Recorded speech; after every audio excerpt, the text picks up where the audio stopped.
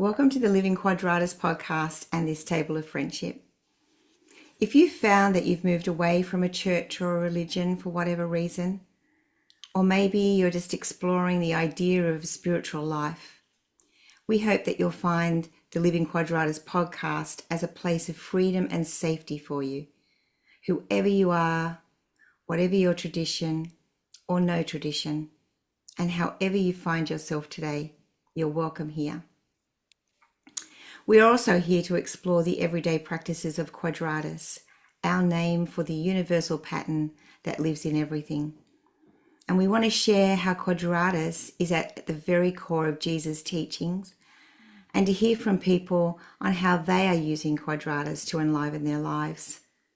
I'm Bronwyn Thorogood, a Quadratus practitioner, joining you from Newcastle, Australia, where I live on Awabakal land.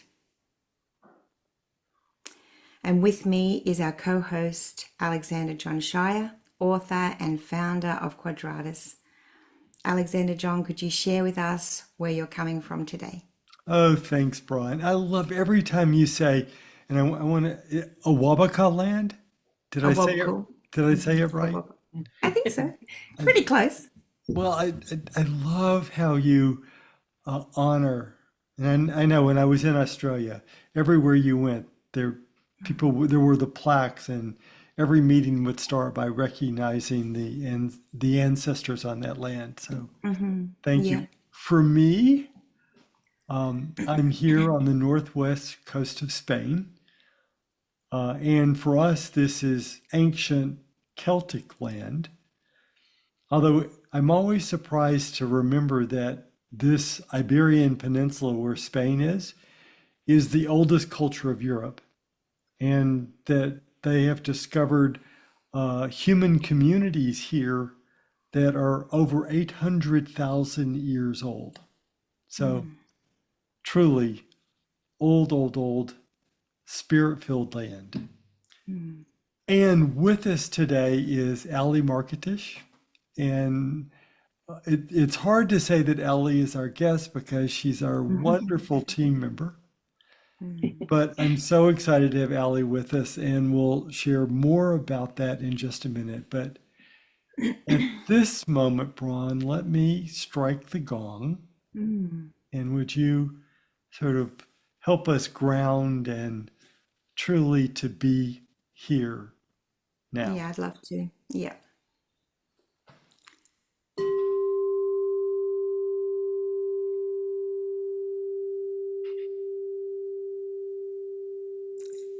This pause doesn't actually require you to close your eyes. However, if you're able and it serves you to do so now. So taking a deep breath helps bring us into the present moment. And so does feeling your feet or your hands, listening for any sounds that are close by. So as you inhale and exhale slowly, or as you feel into your hands and your feet, or as you listen for any sounds that are close by or in a distance, feel yourself arriving more fully right here, right now.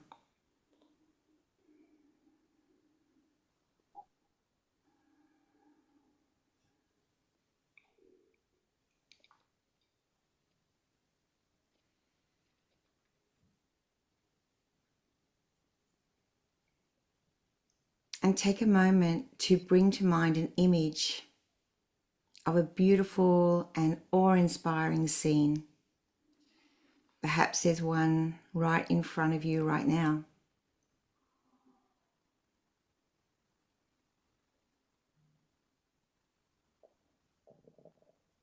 Sink yourself, your whole self, into being present to that image or scene. And just feel how it opens your heart.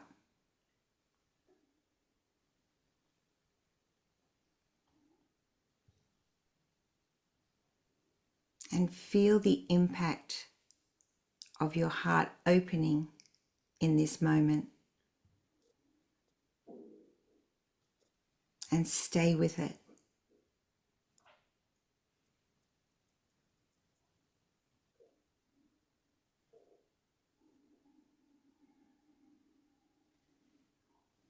Savor the pleasure, savor the beauty.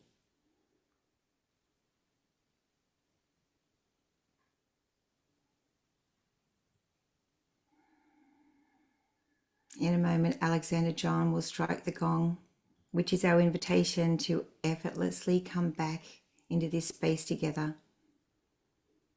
But bring with you the heart-opening effect of this pause as you come into our episode today.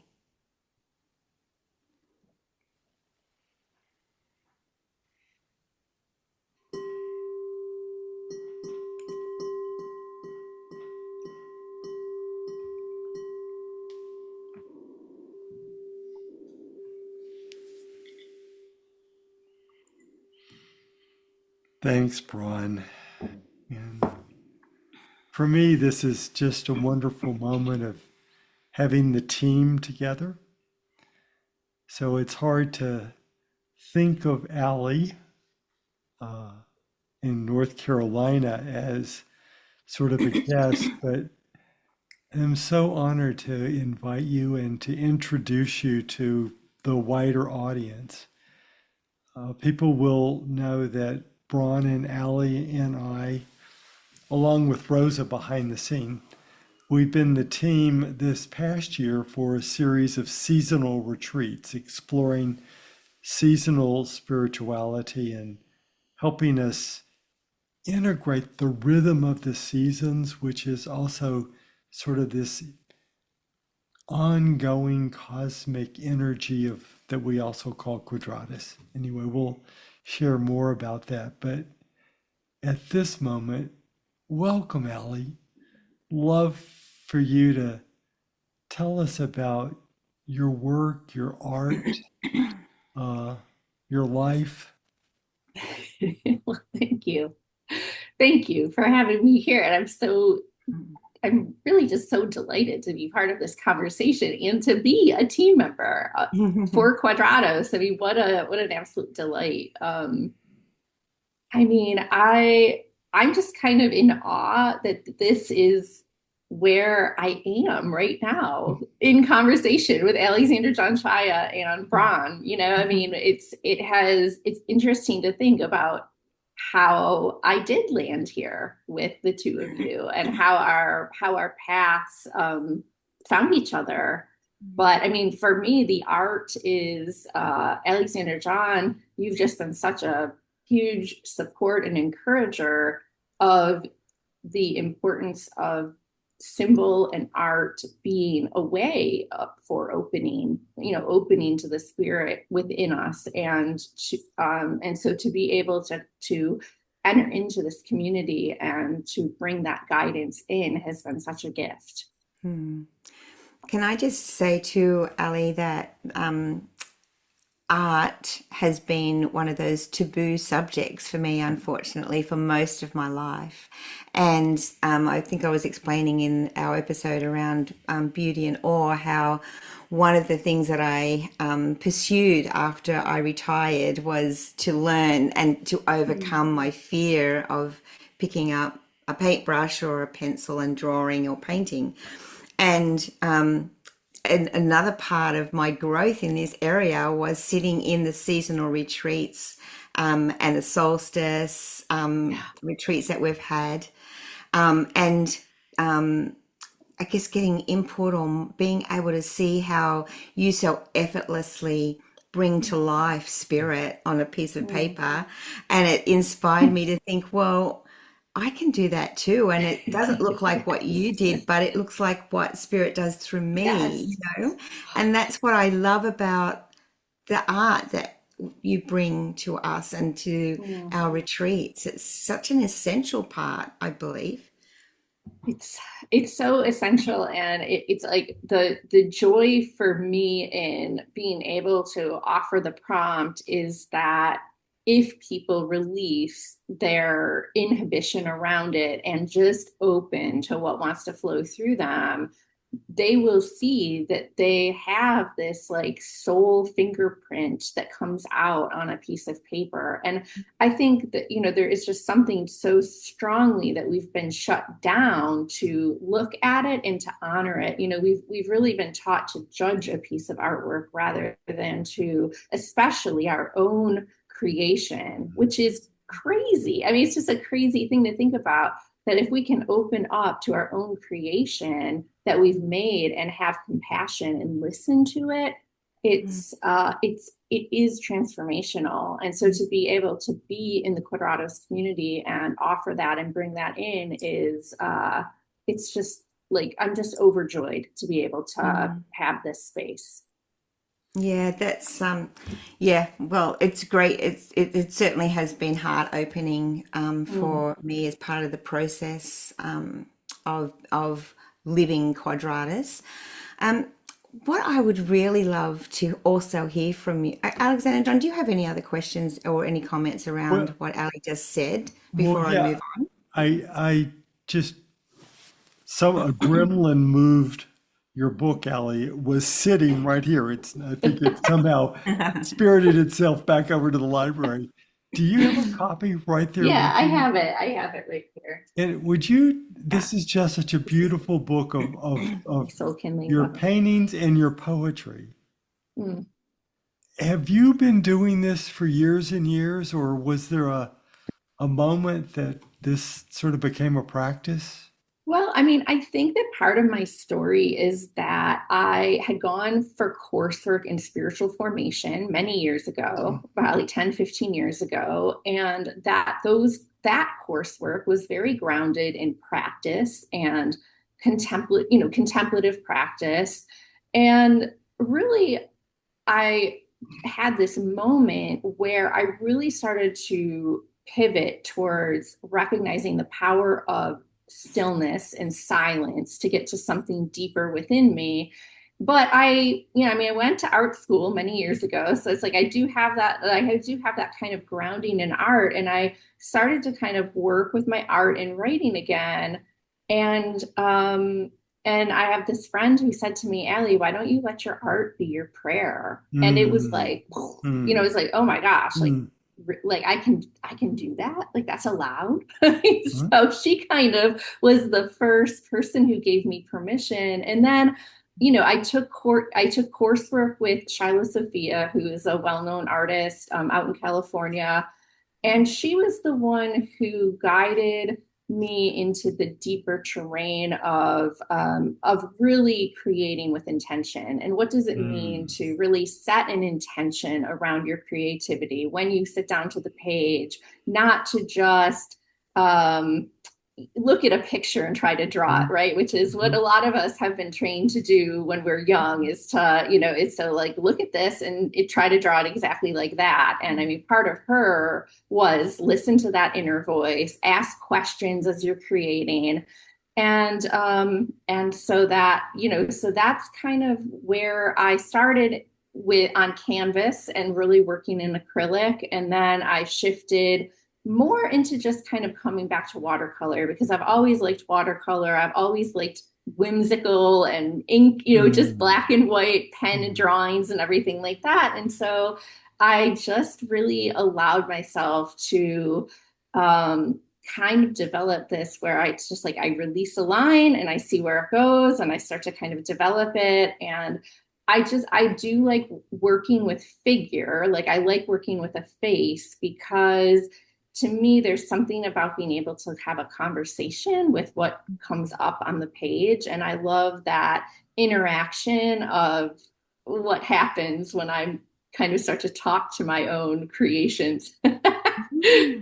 Mhm. I so love that. And like what goes through my mind is just, I can just imagine you sitting there, asking it like, what do you need now? Like what else is there? What else is there? What else is there? I mean, sometimes I just go, who's going to appear today? So Yeah. who's showing up on my page today? And then what will they have for me in regards to where I am in this moment today? So it's like, I think there is something about that creation process that really does allow you to get present to the moment. It is really one of the only practices that I've found that I can stay present to for a while and really be in it, because I struggle with just sitting in silence. Like I love a guided meditation, Bron. So it's like I love your guided meditations and they really kind of help me to sink in. But if I'm just sitting with like no sound, I get real antsy very quick. Yeah, yeah. It's I also facilitate a mindful clay workshop, and that's for that exact purpose. Oh, It's not like you can sit. It's just some people just need to use their hands or walk or whatever. But I think allowing the creative juices to flow through you in the process of being still. You Yeah. can do both. It's a beautiful medium, I think, both Yeah. art and there play. are many ways to stillness, Yes. and sort of the quiet sitting has sort of become the way that we think that we have to do now. Hmm. Using our hands and using art and using other things that move our bodies are just differing rivers going to the same ocean. Hmm. Yes. I So, totally Allie, agree. I hadn't thought about this, but would you, is there a picture in your book and just a couple of lines of poetry that you'd share with us? Oh, I would love to. There's like one little image that's coming to my mind. Let me see if I can find it. I like this one is the with this is she's got her to me this is almost like the Selkie, the story of the Selkie, Yes. where the seal skin, she's kind of having this encounter with the seal skin, and maybe Yeah. it's her own, or maybe maybe it's maybe it's her friend. I'm not sure, but I'll just read a few lines. This is called "No Time to Lose." The Mm. water draws me to her edge. There I am to soothe the sting. I look in the abyss for a sign. Tranquil hush stares back at me. What do you see? Says the sea. The truth is, it's only me. Then I hear, love all of her. I dive into uncharted waters. And so it goes Oh, on from there. No, thank you. stunning. Thank you. Yeah, thank you. So I know down below we'll have your website, and people can get your book through your website or through Amazon So or yeah, Amazon, indie, I think like indiebookstore.com, it has it, and I'm really delighted to say that the price recently finally dipped on it. The publisher finally lowered the price on it, so it's a Hmm, lot more reasonable for people to be able to buy it. So okay. that's great. Well, again, and the links to all of that will be down below, so please go find those. Yes. Ron, did I step on your toe a minute ago? You were about to ask a No, you question. actually, yeah, I think you kind of went where I was heading, which was Oh, fine. Um, but yeah, I know that Ali, you said that you went to art school, and so did you know you wanted to be an artist from when you were younger? Like, I was all I think like when I think about myself as a young person, I always was drawn to color. I was always had Hmm. a coloring book nearby, or I was drawing and creating art was a way that allowed me to make the people around me happy. So a lot of times, it was the way that I would draw something and give it to one of my parents, or I would give it as a gift, and I saw that it brought joy to people. And so that was very powerful for me, I think, as a young person, to know that I could create something and bring a smile to someone else. And so I was always I mean, I was always kind of exercising creativity in some way. And I think like I think about my mom a lot now, who she never would have said that she was creative. But Mm. she was very much a needle worker. She was very much a baker. You know, she liked to host people and provide food. You know, so it's like there. So I think there's something about the power of when we witness our, or you know, kind of are in environments where there are just kind of natural creating going on, or we have an older person around us saying try this. I think about my mom in the sense that like she didn't ever blinked an eye about things like Play-Doh in the house. You know, it was like I could make a mess, I could have, you know, it wasn't a big deal. I mean, like when I was a junior in high school, I painted my bedroom walls and had like all these phrases around the top of my room, and it was all rainbow colors, and I did handprints all over my wall. And so there was a lot of permission. I think maybe because I was the youngest. So by the time I was, you know, they were like, Yeah. just, you know, you can do what you want. But you know, I think that those experiences definitely shaped me as a person, because I was raised with creativity as a center in a way. Yeah. Yeah, it's Beautiful. beautiful. You Mm. remind me of one of my favorite quotes from Carl Jung, Oh, who said that the hands know how to solve a riddle with mm, which the intellect wrestles in vain. mm, And it's just that other side of meditation that we can use our hands to go to that still place. Mm. yeah, And there in that still place is the reservoir of wisdom. Mm. so true. Mm. Mm. So Alexander how, John, sorry, no. Alexandra, I was just gonna ask you, because when you first started doing retreats, you know, when I first started getting connected, we didn't have Ali. And Mm. then somewhere along the line, you decided that this is going to bring some new element to it. What was going through your mind at the time then to kind of, you know, stumble across someone like Ali to bring this depth and this beauty and this awe into our practice of Quadratus? Well, I've always wanted to have someone like Ali very involved in Quadratus. For me, and I don't want to go into a long expose on quote unquote sand play, Mm, but sand play is that major meditation practice through which I find profound stillness. Yeah. And I've always been, my personal spirituality has always been much more cataphatic, image based meditation as opposed to apophatic, no image based.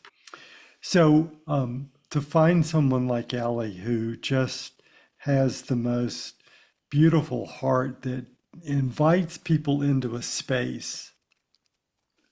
And when we watch her working through an image, it doesn't bring us so much to focus on what she's doing, but there's something about it, Allie, that just creates that space that wants me to find that image for myself.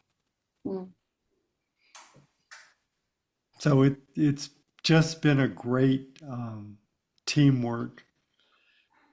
And in the other part with art is it's so important that people have permission to go wherever they are Mm. and to be as messy as their soul needs to be. Yeah. I'm very reminded, I mean, in sand play, we have a defined space which is the shape of a rectangle.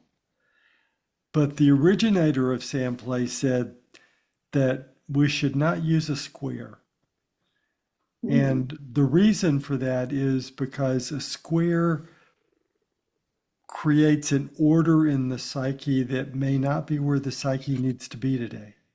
mm, And the rectangle creates a far more free space for you to explore whatever you need to explore. And just that sense of allowing people to explore in whatever way they need to explore is so important. And Ally brings that element and delights me. Yeah, thank you. So I'm like, Ally, how did you find Quadratus? Well, I mean, like many others, I, of course, listened to the Robcast many years ago and was, totally enamored by what you were teaching. It was, probably around 2016, 17, when I started to kind of have my own personal, like, falling apart of the traditional beliefs that I had been given, and I really started to ask a lot of questions. And so to have you speak into some of that was so potent for me, to hear a voice that was very grounded in Christianity, yet was also, like, again, giving permission to, honor different traditions, or honor the darkness, honor the uh, just a wider perspective. I think that was very enlightening for me. And then I think that, like, I had signed up for your course on the 12 days of Christmas with the Celtic teaching, and that was very again, I was so delighted to have a teacher that was teaching about the gift of not the division, right? Because it's like there's a lot of, because I think I focus a lot on the feminine, there's a lot of feminine teachings out there that are kind of very goddess focused and also kind of very anti-Christian focused, because Christianity, I mean, pretty much took a lot from from the pagan traditions. I mean, it's like, it is, and so to have that class where you were going, okay, here's the marriage between the Celtics and the Christians, and here's how they were working, here's the symbolism, and here's how, it's both nature informed and it's our inner world informed, and how do those two things, how can we work with those through ritual and through our own deeper spiritual questions for ourselves. I just was like, oh my gosh, this is like profound. So that's how then I joined that. Right after that was when I started to come to weekly gospel reflection. And then to be in the presence with you every week where you give this short teaching, I was like, this is so amazing. So that was how I kind of entered into the Quadratos community, was first through the Celtic teaching and then the weekly gospel reflection. Yeah. I mean, I so interiorly hurt that what we have done to the word pagan, which a better pronunciation is pagan. Okay. And pagan means of the earth. That's all it means, is of the earth. It's a spirituality of the earth, which is why the seasonal retreats that we're doing, to me, is for me, it's just part of my practice, is to follow the energy of the earth, because following the energy of the earth is also following the energy of the Christ, or the Christos. The Christos is a pattern of energy that is in everything. Yes. And when you see how the seasons move, you're seeing the flow of the Christos. And I love, like John Philip Newell, I love the focus on Celtic spirituality. Yeah. But I also loved my time in Australia and learning about Aboriginal spirituality. And then my time in New Mexico, learning Pueblo and Navajo spirituality. And each one of them has their way of following the seasons. And it's different, except at the level of the river flowing, it's all the same. And that's so much. It's like if Celtic spirituality sets your heart on fire, great, but also be observant of the river underneath it. Yeah. If wild spirituality is your thing, fabulous. Be observant of the river underneath it. If Aboriginal, if Navajo, if Pueblo, if Egyptian, whatever it is, Yeah. they're all simply profound metaphors of the one energy flow that's Yes. running through it. And for Yeah. me, the name that I have for that one energy flow is the Christos. Mm. So this is, what's the old bumper sticker about, uh, what is it? Think globally, act locally. Oh, yeah. Mhm. And that's what it's like. I absolutely find your metaphor and love it, Yeah. but know that it's a metaphor for a river that's flowing in all of us. Mm. And Yeah. for that, this is the table that I hope Quadratus is beginning to invite people to, is from all of your metaphors, Yeah. there's a river. Let's talk about the river and how your tradition describes it and how another person's tradition describes it. Because what we do is today we end up arguing about the costume. It's so true. Okay, Bron, take it away. Well, I was wondering too, yeah, just like how, in terms of other things in your life, not just your art, Yeah. how else Mm. are you living Quadratus? How is that rhythm working for you, given what Hmm. Alexander John just shared? Yeah. Well, I think one of the things that it has enriched me with Quadratos is that um, Quadratos is not linear in the sense that we have so many different aspects of our life. And so, if my work life is in having its summer moment, there might be another aspect of my life that is profoundly in winter.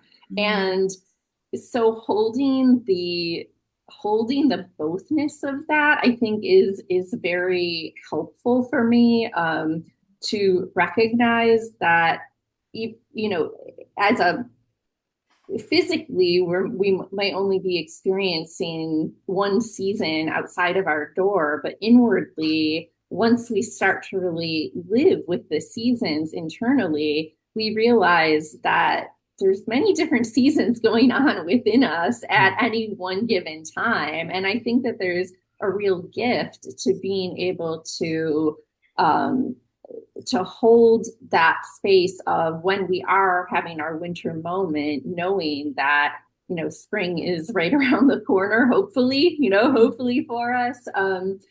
I think that I'm very inspired by Alexander John's ritual life. And so I'm just blown away by how he really lives ritual. And I will just be honest. I mean, I'm not always as good as living out those like little mini rituals for myself, but I also just love being mentored by someone who is really living it out, because it does inspire me to create more ritual in my life, and to go, okay, almost that same question of or creating our own art in the way that we create it, or honoring it in the way that we create it. It's the same way with a ritual. So it's like Alexander John might do something his way, like with the Christmas tree, he keeps his Christmas tree up for many months, and I'm like, gosh, that's just like so incredible. It's like, okay, maybe I can't do that at this season in my life, but what else could I do that might be my own way of honoring that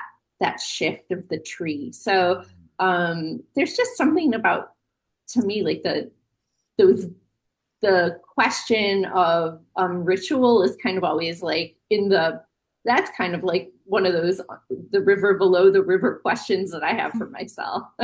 Yeah. Yeah, and you remind me of the conversation we had with Dom Fay when he was using this whole language. It becomes a common language, Yes.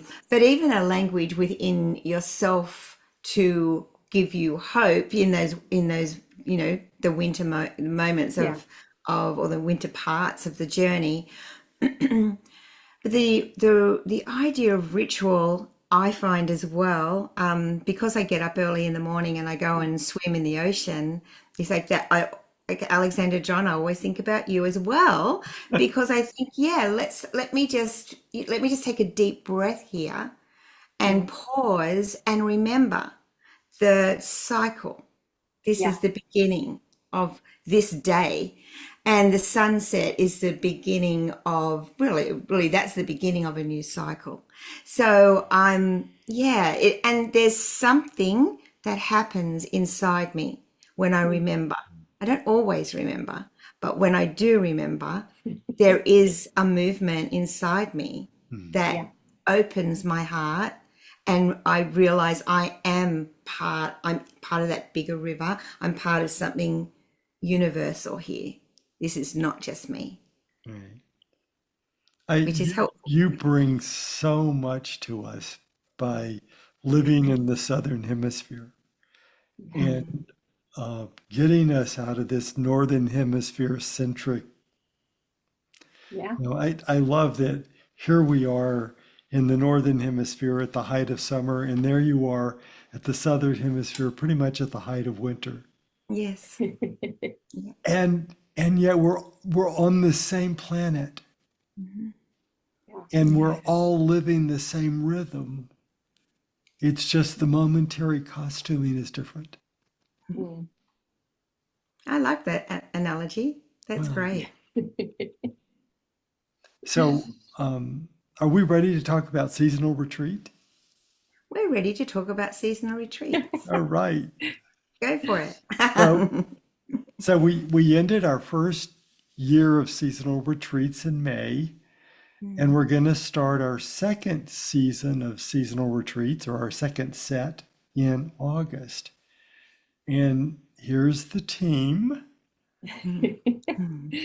And again, what's so important, of course, I come to this as a very devout, but I think now today, mystical Christian. And mystical because I'm following a Christianity which is here and now. And one of the most profound metaphors of a Christianity here and now is to follow the seasons Mm. and to know that there is a Christos experience in autumn and a Christos experience in winter and spring and summer. And that it's not just intellectually apprehending the flow of the seasons, that's certainly a first step. But then to live the seasons in this way is to really integrate them into our bones, almost to the point where we're so in tune with the seasons as a spiritual path that we don't even have to intellectually think about it a great deal. So this our first set of retreats that ended in May, we did 4 retreats and a review. And this next set of retreats, we're going to do 6 retreats and a review. So we'll go from later in August all the way again to next May. And there's a link down below.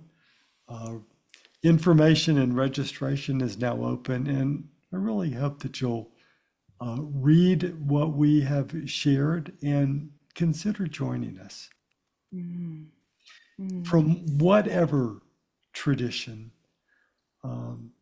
there will be an aspect of the retreats which will be a wide Christianity, but we also will be doing poems from the seasons and various authors and stories. So we hope that this table that we're setting is a table that's wide for all of us.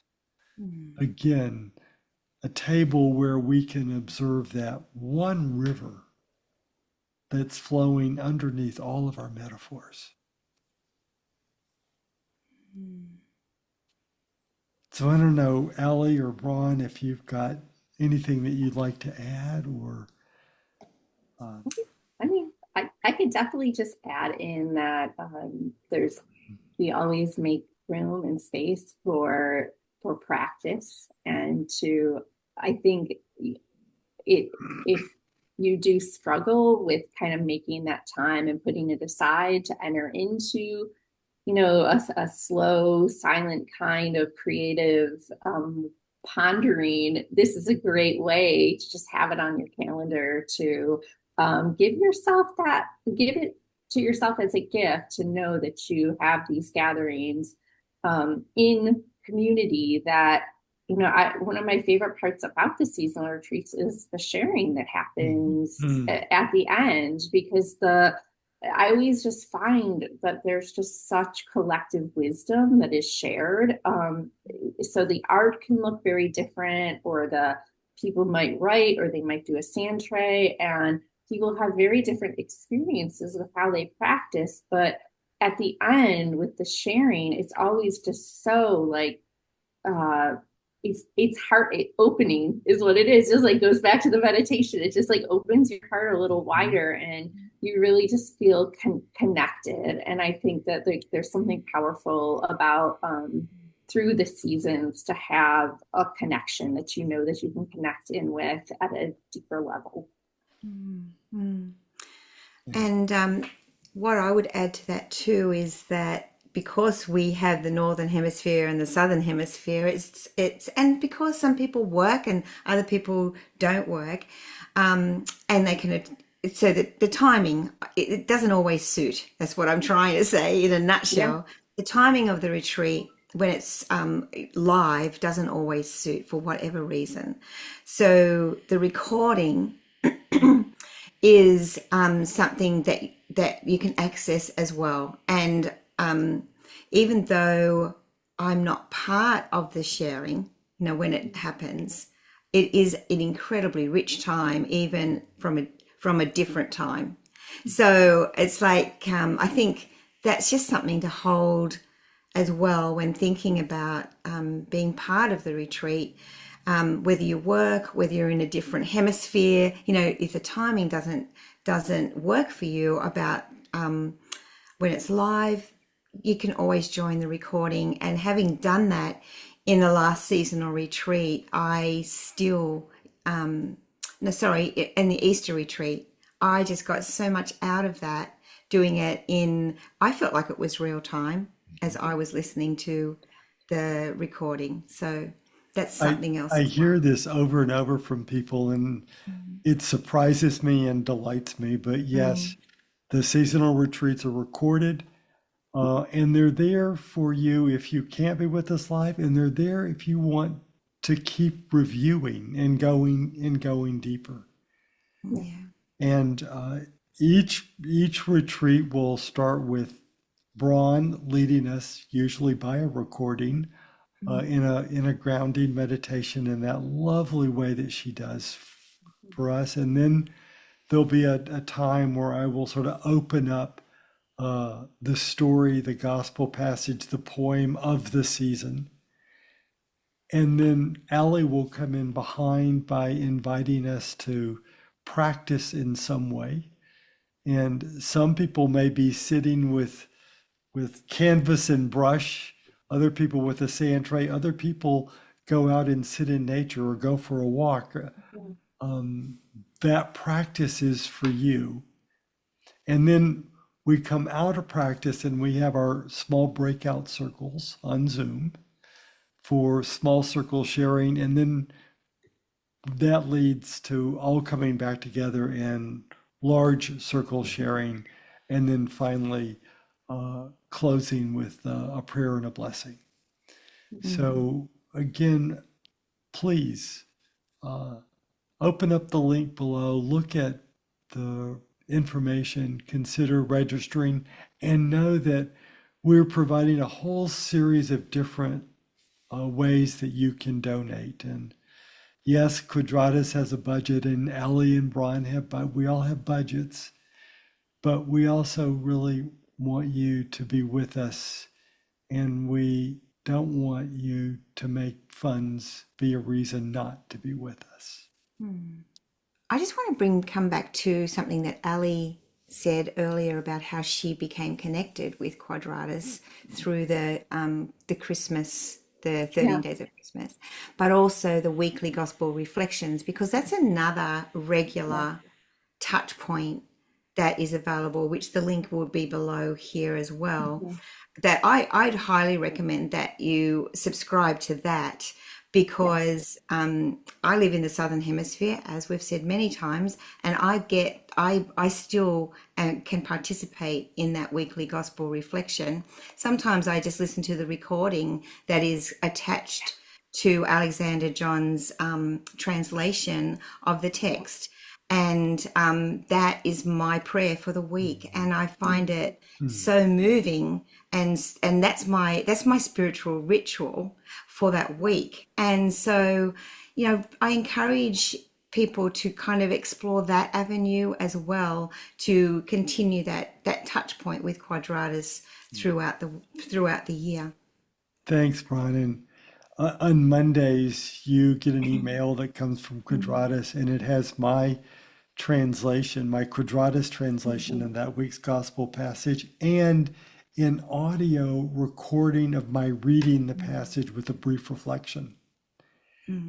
Also, there's a link to be with us live on Wednesday or later by recording. So, Well, and I'll just add, I love the timing. I love the Wednesday where it's like, for me, it's like right around lunchtime. So it's almost spot on midweek for me. And it's a great kind of recentering for myself. And I also find that I have seasons with weekly gospel reflection, because there are some seasons where I'm coming every week and I can really be present on the calls. And then there are other seasons where things are happening and it's harder for me to make, but then there is the recording and there is the audio, and I still feel just really connected in. I so appreciate your translations of the Gospels, Alexander John. Like I'm waiting for that to be published.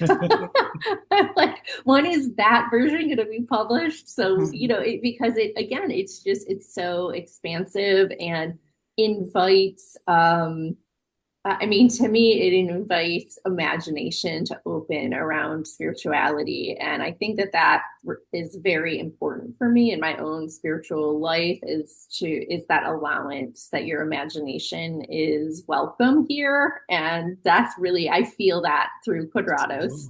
Absolutely. Folks, the team is here, but Bron is working with me. We're very close to finishing up the Quadratus translation of the Gospel of Matthew, and hoping and praying that we could have that in your hands in a couple of months. And then we'll start on the Gospel translation for the Quadratus translation for Mark. So yes, we're getting there. Yeah, I think that will be a great piece, a great resource for all of us when that's completed. So Alexander, no pressure, Alexander John, but a couple of months would be great. Well, we are that close with Matthew, truly. Yeah. All right. Ali, just one more question for you before we finish. From everything that you've shared today, what do you have the most heart for? Oh gosh. I think like what's just like rising in this moment is that I feel as if Quadratos makes room for the living mystery of life, and that is something that I just right from the beginning when I shared, showing up the page and saying who's going to appear here today, and how will this inform me? How does this shape my experience for today? How does this get me present for today? And I just think it's a beautiful pairing, having this teaching around the seasons, this teaching of this fourfold path that is so universal, and the universality of it would be that it is an opening to the mystery of life. And I think that's, that for me is just such a deep breath for me. Yeah, beautiful. Thank you, Ally. Thank you for being with us today. Thank you for having me. Loved being in conversation with you both. Alexander John, do you have anything to finish our time together? Well, as you can tell, or you may be able to tell, that we had the windows open here today and something is in the air. And I apologize Yes. for the coughing and the sneezing and the tis the season. I just want to invite everyone to come to Quadratos and find your place at the table. Yeah. We've got a big table and a lot of seats. Bron, for you? Yeah, I think it's I think I would say that you asking what's in my heart right now? What do I have heart for? Yeah. What I have a lot of heart for is just recognizing and being able to sit in each of those, in each season, not the physical season, but the internal season, and to see each one in its rightful place, and as a momentary, this is where I'm meant to be, without judgment, and to be able to just sit there in kindness and in peace. That's what I have heart for, to journey through my life each day in that way. And I do believe that this way of journeying through our life does bring healing, and it does bring transformation in the way that we're able to almost live outside time and outside space and just be present to the Christos in every moment. And it's a growing experience for me. Thank you to you both. I so love being teamed together. It's just, as I keep saying, it's better than chocolate decadence with raspberry sauce. No, it's been great. Have a great week, you guys. Go well. Cheers.